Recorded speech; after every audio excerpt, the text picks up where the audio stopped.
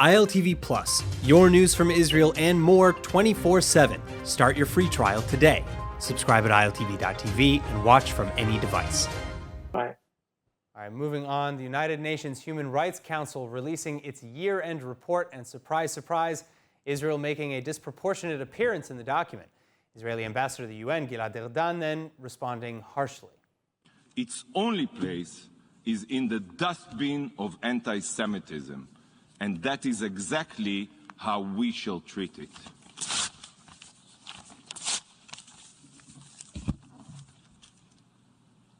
Israeli ambassador to the United Nations, Gilad Erdan, tearing up the latest UNHRC year-end report declarations.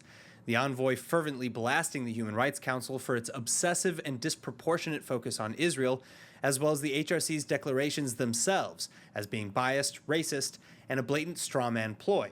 For example, Erdan pointing to the fact that, quote, by whitewashing Hamas's terror attacks and focusing so much time and energy on Israel, the suffering of the victims of humanity's greatest crimes goes unnoticed. Shame on you, end quote.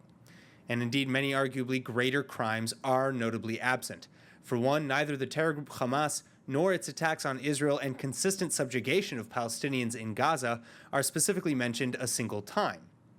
The report only provides a vague concern for the firing of rockets into Israel, no mention of context, targets, or aggressor.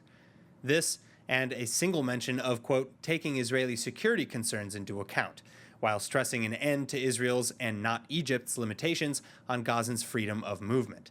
Likewise, in a complete unwillingness to address other major world concerns, neither China nor its many alleged abuses are specifically singled out for such condemnation a single time.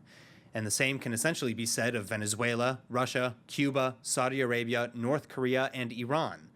Israel, on the other hand, appears in the report over 124 times, and in many cases within the context of already debunked or misleading allegations.